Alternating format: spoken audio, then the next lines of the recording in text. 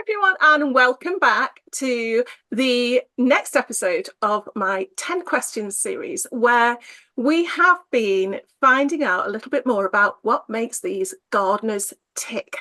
And whereas I could try and build up an introduction here, you can all see who it is. So I'm just going to go straight ahead with question one and say, hello, guest. Who are you? And what is the name of your channel? Who am I? Yeah, it's a good question. In a Yeah, nutshell, in a nutshell. Hugh Richards And is is the that name of it? my channel. Okay, That's it. I that's am a passionate gardener. I focus on growing flavour, and teaching people how to grow their own food at home. And yeah, main thing's YouTube. So yeah, yeah, yeah. keeps me busy. So that's nice and straightforward then, isn't it? Hugh Richards the name, Hugh Richards the channel.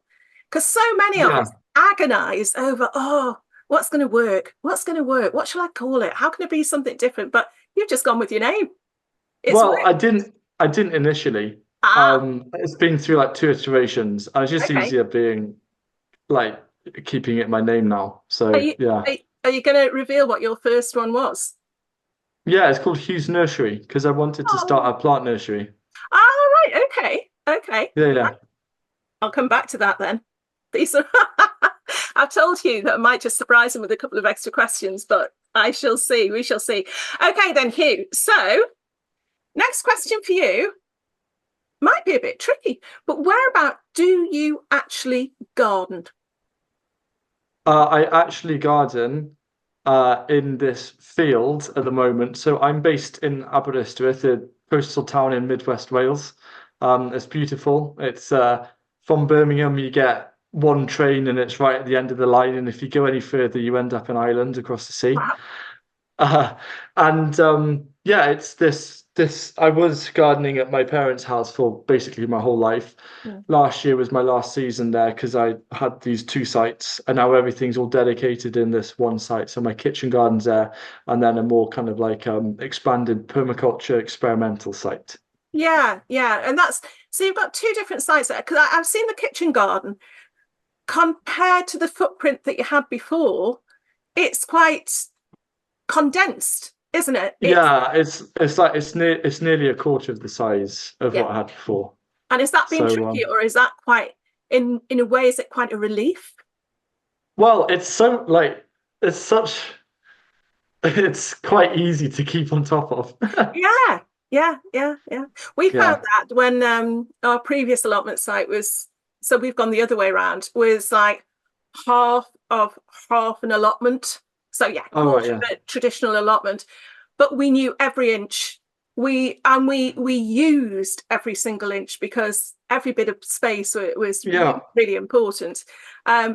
But now And we've then got much when you bigger expand, space. you're like, whatever. And then it I all know. goes You're not, to and I know beep. fine So, well we're yeah. not utilizing it to its full capacity, but we'll get there. So yeah, it's interesting because everyone always wants a bit more, but you've gone the Yeah. other So, way. so kitchen garden, I've realized that I only need a small space for that and I can compact it and condense it. And that's exactly it. But Yeah, the, the rest of the site is like, I mean, it's 7 acre fields in total. So I've got more than enough to keep myself busy. yeah, yeah, yeah. It's not like you're just stuck with that. You've been spoiled, haven't you? You've got quite a lot there. Yes. Yeah. Yeah. All right then. Right. Okay. So now you've sort of given us this clue anyway. But what is your main reason for growing? Well, What makes you tick? I grew up with it, so I was like, I thought that's what everyone did. Yeah, yeah. So So it's just part and parcel of my life.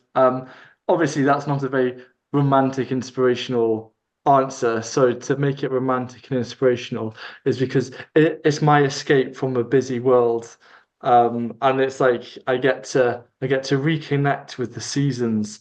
And it teaches me important things like patience, which I think every single young person can be better at doing mm, and being. And I just think if gardening wasn't in my life, oh, my impatient levels. I mean, they're bad enough as it is, but I yeah, mean, yeah, yeah. what got me hooked with gardening, obviously, was just the fact that you could sow a small seed and then it'll make a tomato plant or whatever. Is like magic. You just had to wait a few months. And you don't lose that, do you? You don't lose No, that. In years on. That's every still single. I magic. mean, like it's just all the gardeners now that. Oh my gosh, it's March. It's March next month. Quick, and then it's all exciting. Yeah. And then what I do every single year is I sow my seeds too close because I'm like, no way, it'll grow Oh, into a big plant. You yeah. forget. Yeah, I know. I know. And it's that it you use the word magic. It is. It is. I've actually got my chili seeds just came through yesterday. And oh, I was telling everybody, and they're not even straight up yet. They're at the bent stage Oh where you're yes. pushing through the soil. Oh, it's just Well, fantastic. they're ahead of mine. I'm waiting. I had to give away my my little grow light setup to my Oh, colleague Neil because he's doing a seed saving course, all right. and he's chosen a variety of aubergine as his like seed saving crop. Ooh, So I was like, okay, you can have that. So then yeah. I've got, I think on Wednesday the replacement grow lights come, and then I'll start my chilies then. It's my first year of grow lights. I've always thought, why? What? Yeah, I can do it Hey, without them. Jane, You it's my can't. second. It's my Is it worth it? um. For Suppose chilies, yeah. yeah, yeah, yeah, exactly. Chilies, aubergines, yeah. It just extends Tomatoes, it. not Little needed. oh, tomatoes are like weeds, You aren't you need they? you need it for Yeah, chilies because yeah. yeah. Well, I'm, let's I'm I'm hope gonna so. I'm gonna try watermelons this year. There's like two different varieties on real seeds that look quite promising, What are and they? I can't even remember. Don't you dare ask me variety Sugar names. baby? Is it sugar baby? I don't Minnesota know. That's midget? yes, Minnesota midget is one. Mm, mm. Tried Fantastic that. name. Mm. So So yeah. it's we tried it a couple of years ago, and for the crop that we got, let's just say it was a lot of hard work. But for I think it was 3 melons we got. Oh my goodness! When you just smell that melon when it's completely ripe, that was worth all the hard work that went before it. Saying that, I haven't done them again, but but You're you're in not for a tempted treat. enough to yeah. No, not that much, but yeah, you're in for a real treat. They're fantastic. If it Right. works. If well, we're always like that, aren't we? I know. You know what the Okay, secret to happiness is? go on, This isn't, I heard it from somewhere else and I thought this is it. go on. So the secret to happiness is to set really low Oh expectations yeah, yeah. because Keep most of the time it's going to beat that. So always said that. Keep the bar low. Keep the bar yeah, low, and then every day's better. So okay then, right. So Hugh, gardening's in your blood. You've established that. You still find that magic. But what made you turn to YouTube? What made you start your channel? a friend of mine called Ben was making gaming videos. Ah, Uh, he had his phone in one hand and was playing it on the other hand and was recording it and got 200 views. I was about 12 and I thought, wow, that's amazing. yeah. I won't step on his toes and do gardening. I do gaming. I do gardening. Which obviously at 12 Fair was enough. very uncool. Uh, but yeah, but that's how it happened. I started making these videos. I grew up in a very rural place. Mm. Uh, yeah, very rural. So I made about 30 videos over the summer holidays. Came back. I ended up surpassing him in view count, and he was a bit jealous. So I think he deleted his channel because he was sad that gardening videos got more views. And But that's what happens when you're 12, I guess. are you still friends? Or I is he haven't ruined? spoken to him for a long time. Oh no, I wonder why. I wonder. I don't think that's it. I mean, what I'd love to do, he started everything. So in the future, I'd love to just turn up and give him like some like real special gift or something. Yeah, yeah, a watermelon or something. Mm, Just I maybe don't something think a they bit more appreciate that. significant. I'll be like, hey, Ben, this melon smells nice. Yeah, shame about your career, but there we go. Yeah. Yeah, it's interesting. I don't think we've had that inspiration yet, but yeah, that's a good one. That's what you get from coming to it from such a young age. I think the majority of us out there sort of picked up a camera after we've been doing the gardening for a while, but you've been in there, haven't you, from the beginning? So yeah, from a young age. Crikey. Right. Okay. Well, in that case, I wonder if Ben will come into this answer. All right. Who or what has influenced your gardening style? Is there a nod to Ben there somewhere? No, because Ben didn't know how to garden. Didn't matter. Didn't matter. Yeah, yeah. Oh, my gardening style. What the most? Who the most? Yeah, yeah. Or who? My alter ego, Rue Hitchards. Who? Rude. Rue. I'm kidding. Anyway, Okay, okay. can I do it in phases? Well, you can. Three phases. Okay. Initially, and for the like, I have to say my dad because he got me into gardening, and so that there's my dad. Yeah, yeah. Um, and then very quickly I got hooked into the whole no dig world. So then Charles Dowding came Well, along. starting. Yeah, yeah. And then now I've kind of peeled away from that a bit. I don't think I've watched one of his videos for about 4 years or something Oh, because oh, I don't actually. I'm very sorry to say this, but I don't watch any gardening videos really. yeah. Yeah. Um, unless there's something particularly interesting. Oh, There's two channels in America that I watch because I quite like one is very experimental based in Florida and it's completely different style of growing. oh. And the other one is more market gardening. But Right. I kind of just felt that sometimes just going down my own kind of like little path and Yeah. experimenting and not being influenced because I think I was getting molded into something that wasn't genuine. So yeah. Yeah.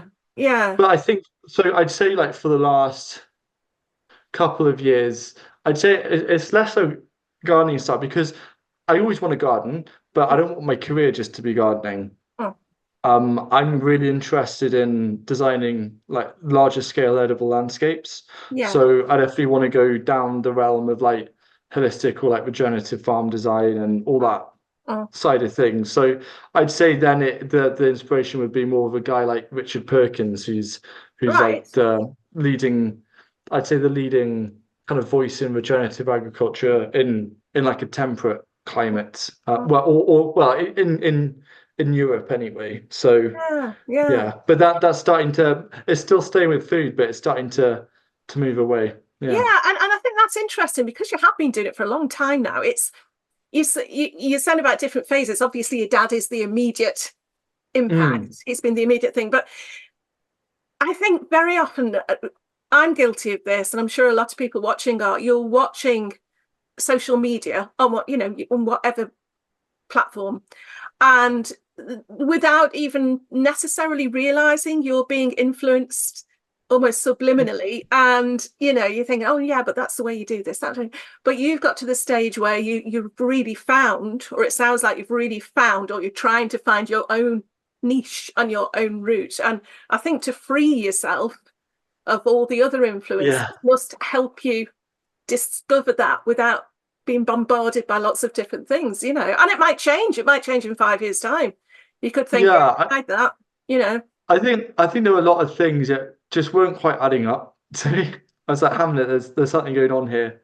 Mm, So I'm a very my gardening is very motivated, like in the day to day, by curiosity and just trying things. yeah. And I felt I got myself into a box where a lot of things I couldn't try because it's not like oh, could cause some disturbance or something. Yeah. And I was just like, I'm fed up of this. And my only goal is to make gardening as like practical and as accessible to as many people as possible. Mm, And to do that, you have to have a degree of flexibility and yeah. to understand that everyone has different challenges, opportunities, situations, goals. Gardening shouldn't like fit into this like neat little box. And I think one of the things that frustrate me the most is like, oh, you must do it this way, or Oh, you must do it that way. yeah. And I'm like, whoa, take a step back. The fact that you're growing your own food is infinitely better than like not gardening at all, Mm, regardless of like what kind of method you use, or if you like really traditional, even double digging. It's like let's I think the politics like kind of started to really yeah. annoy me. So I was just like, enough of this. Let me just Yeah. Yeah. crack on with focusing on producing nourishing food.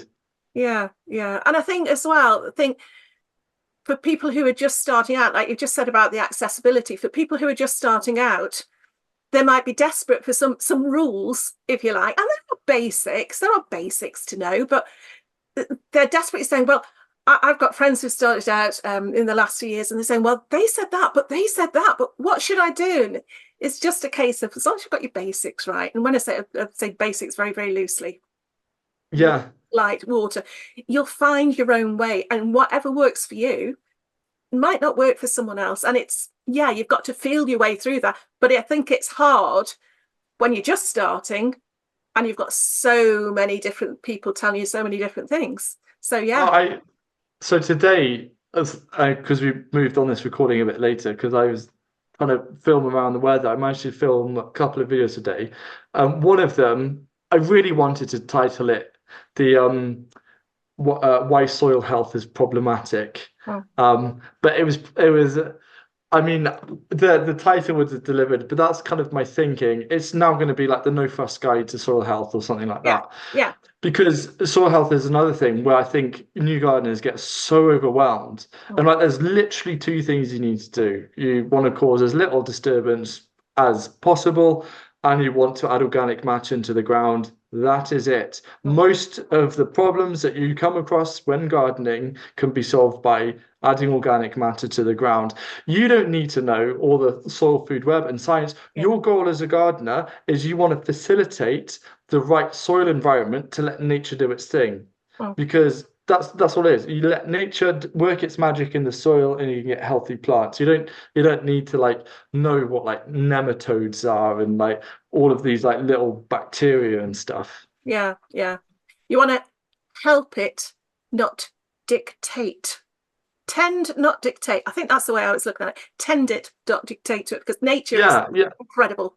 Nature will do yeah. it. It's basically it's like being a almost like a steward or like a shepherd of the soil.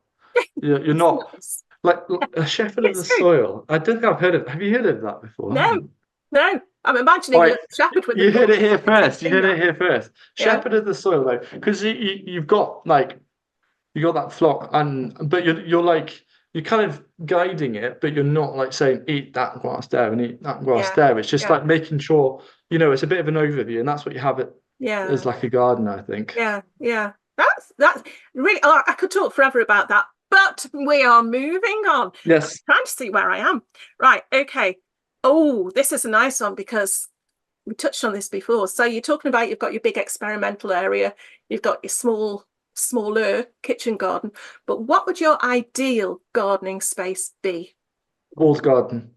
Yeah, yeah. I would love, like those National Trust sites, Oh, walled the garden. Victorian mold. Yeah, yeah. With the warm, I would, heat from the yeah, brick. but like a pimped up walled garden that has like the ones where there's little fireplaces in the wall, so it actually heats the wall, and then you have like a big lean-to Victorian greenhouse. Oh, yeah. But but it wouldn't be like those like it's so often I go to a walled garden and I just think, oh, what a disappointment, because it's just like it's such a good space and it's not quite being utilized. And it would be you'd have the walled garden as a space, but then I'd just like do all sorts of like such a hybridized method of growing within the full walls Yeah. that would be so fun. Yeah.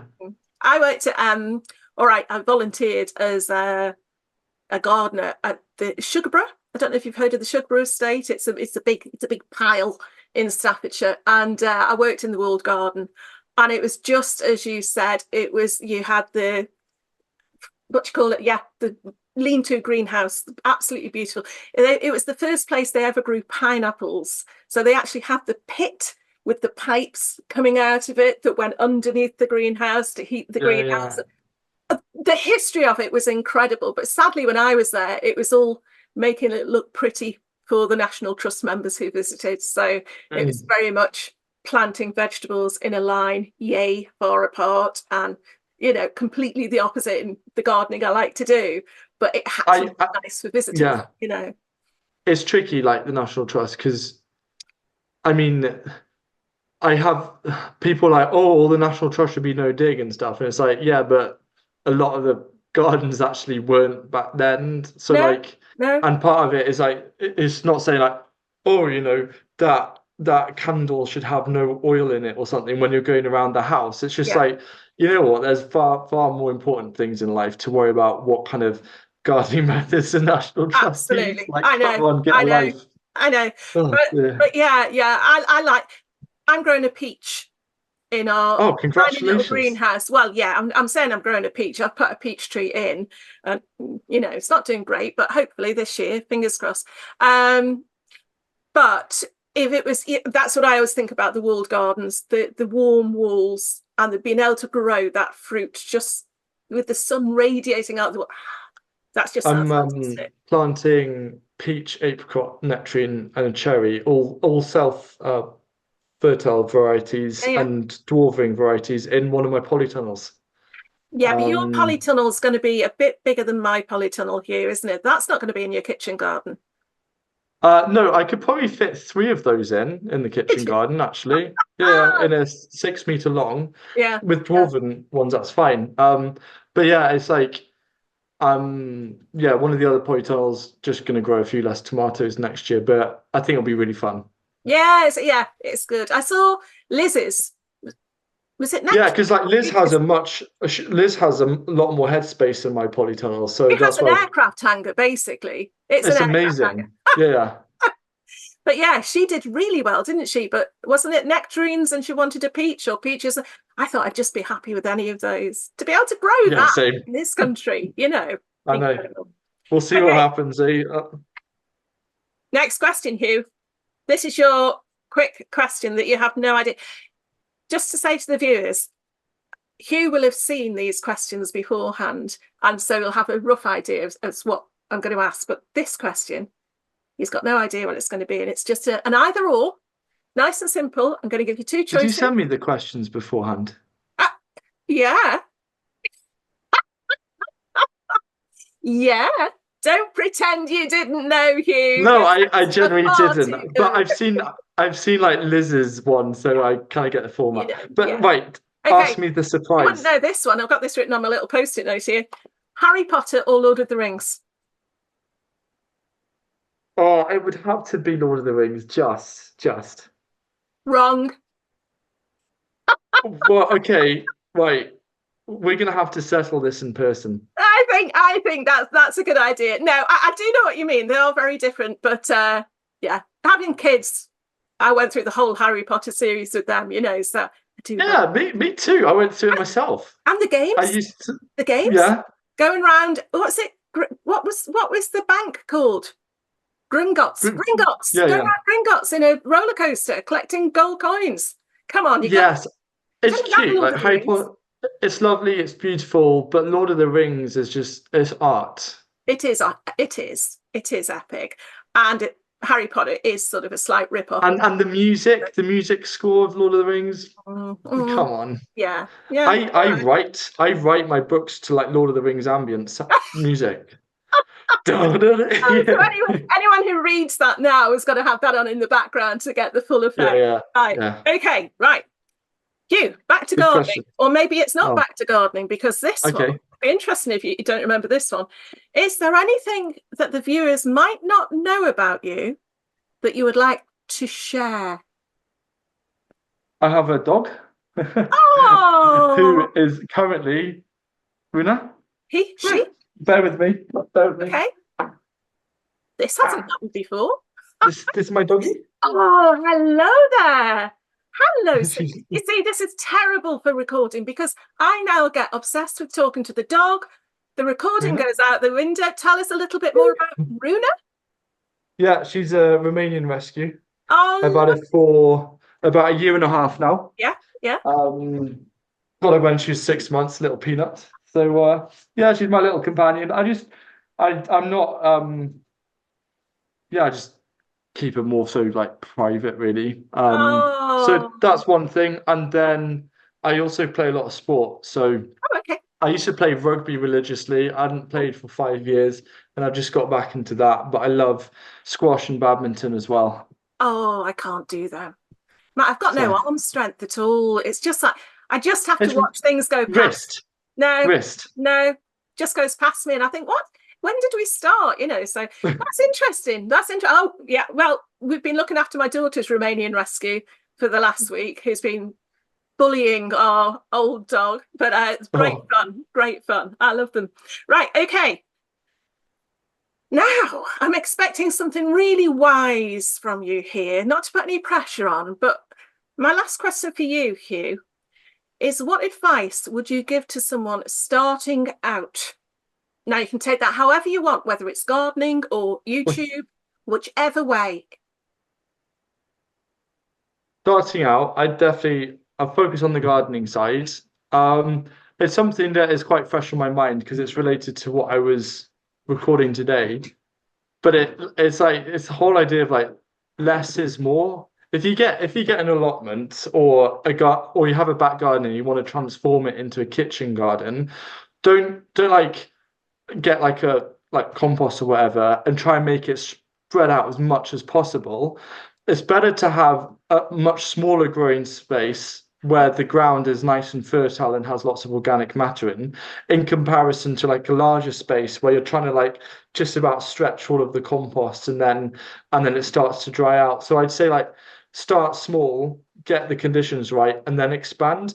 If Mm, you feel like you've ever expanded too much, all you need to do is put that ground to bed for like a year. You can just cover it with cardboard or whatever yeah, and just leave it. It's not yeah. going to become weedy. It's not gonna become demoralizing when it comes round to it. But just focus on getting one stage, like one section of ground up to like the standard that you want at a time before you then take on more. Because the more you take on, the less, just like with a smaller garden, the less the less time, the less attention that each square foot or square meter gets. Mm, So that's my only thing. I think that could have come across much better. Probably definitely in my video, but I feel very passionate about it. Is yeah. yeah, just get it right and then slowly and organically expand. And I think, again, this is what people maybe don't think of when they do start out. They want everything. Not, I'm not generalizing, but a lot of people think everything's going to come at once, and by the end of the season, it's all going to be done. But it's a long-term view, and it's so sad when you see people who, at the end of the first season, just walk away and say, "Nah, didn't work out." You think, well, I'm sure part of it did, and then next time you can double that, or expand that a bit. So it's Well, interesting. yeah, exactly. What I found with gardening is that people forget it's a skill.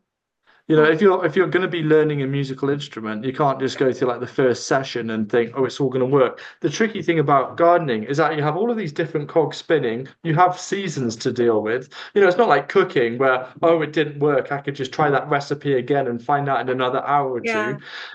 Gardening is a skill. People get like caught up with this.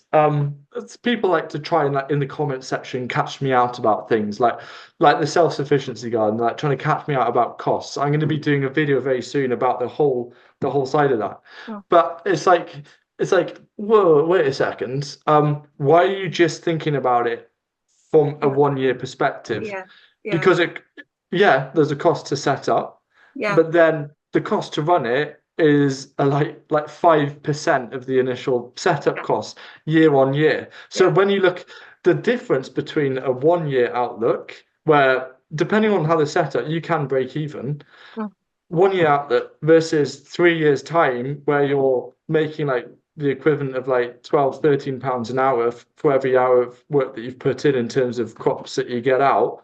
mm, That's completely different. yeah. But everyone say like, oh, I need it know, now. But I know. gardening's for life, not just for Christmas. I, oh, that's nice. That needs to be on a t-shirt. That would be You could do that. true. It's true. Right. Okay. I'm going to have to move on, Hugh, because this is the bit where I start to worry a bit, because now is the time, and I don't know if you were aware of this, but it's time for you to ask me a question, and I've got no idea what you're going to say. So my question for you is this. Oh dear. What is your absolute favorite, I'm not going to say vegetable, but favorite variety that if you were like if you had a poster and the job of the poster was to like let other gardeners know about this amazing variety, what would it be? It can be a fruit, it can be a herb, just not the crop itself, just a characteristic of a crop. Oh, that's horrible. The first, I've got to go with my gut feeling here, though. Yeah, The that's fine. first There's thing no that, right or wrong, is there? No. no. So my gut feeling was a tomato. Try some incredible tomato that you've never tried before, but try one for flavour. Brad's Atomic Grape was doing the rounds a couple of years ago. I thought the flavour was incredible. What did I do last year? I did orange accordion last year, and this year I've been sent one. I've got it Yeah. somewhere. And it's lime green on the outside and it's pink on the inside, and the flavour is meant to be just incredible. And I would like people to know, especially when they first start growing, it's the whole thing about your expectations of what a tomato should be and what it would Yeah. taste like. Because we only know what we've, until we grow them, we only know what we've been given, what we've been to the shops and bought. And it's just a whole different world. So I would love to say to people, once you, if you've got something you enjoy growing and you're good at growing, look for the different varieties. You can really, Mm. flavour improves, or it seems to improve year on year. People are constantly making, adjustments to things. Yeah, Saying yeah. that, I do love an heirloom tomato, but look for the flavour. Just look for the flavour. Don't worry about what it looks like necessarily, although sometimes two can go hand in hand. Yeah, yeah. It's like now the other thing. What's the cabbage? Calabash cabbage. It's a red pointed cabbage. And I always just thought cabbage was cabbage. There was red and green. But this one, for a cabbage, it's got the most spectacular flavour, So again, I would get excited about that, because I think until you've grown your own, you don't know. Yeah. Does that answer that question? That was lovely. I think the lovely Thank thing about goodness. varieties is that everyone's growing the same crops, Mm, but every single gardener has their own unique yeah, collection, yeah, you yeah. know? And each one is a different rabbit hole to go down. Yeah. That's what keeps the garden. I'm always saying this. That's what keeps gardening interesting. You don't know it all.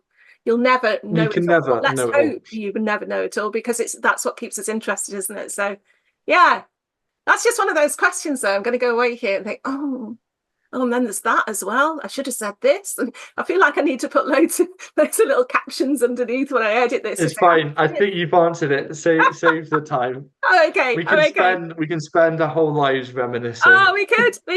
Right, okay, right, Hugh. I've really enjoyed this chat. I found out more about you, and I've even found out about your dog. So that's lovely. But here is your chance to say, is there anything else that you would like to tell the viewers about? Anything exciting you've got coming up? Probably you've written something. You seem to be very busy. What would you like I'll to share with us? I'll do a quick obligatory book share, and Mhm. then I'll finish with like a little challenge. But yeah, it's the self-sufficiency garden, Mm. which is coming out 7th of March. Very exciting indeed. Soon, yeah. It's very soon. We're gonna have a little launch party at a local restaurant here, which should be fun. But Oh, yeah, that wow. is just I've co-written that with my colleague Sam, who's a professional chef by Yeah, trade, yeah. and it's joining the garden and the kitchen elements together. So the kitchen basically complements the garden. So Mm. we take like a forage first mentality. What's available in the garden, and then that's how you cook it. Yeah, And then the final challenge, separate to the book, which you can get from self-sufficiency.garden. That's the link. yeah. Is little challenge. What is one little skill? What is one area of skill sets that you think you could improve this year that is holding back your gardening? So for me, I feel for me is pruning fruit trees. So that's my target. But for someone listening, it might be something like fermentation. Mm, Or it might be something like succession planting. So if mm. you can start off each year focusing on one skill that will help in multiple areas, do that year on year, the compound's going to be amazing. I think, that is such a good thing. Answers in the comments below. That would be really good. Yeah, because sometimes, like I say, sometimes you've got to focus the mind, haven't you? on a particular thing, because it can get overwhelming. Use that word. Yeah, yeah. There's so much to learn. Yeah. So yeah, that's brilliant. Thank you so much, Hugh. It's been really, really interesting. I'll Yeah, put I've enjoyed it. all the links to your channel and Instagram. Yeah, Is there a Facebook page? there was. I lost access to it years Okay. ago and I never bothered to get it back. YouTube, Instagram, and your book. I'll put all those links below. Thank you. Meanwhile, I will put the playlist on the screen at the end here, because it's not just you. We've had some really, really wonderful guests on the series, and I hope you've enjoyed them all. Once you've watched this one and given us a like and a comment, maybe even subbed, go and have a look at the others. But until next time, I'm going to say thanks again to Hugh, and bye for now. Bye.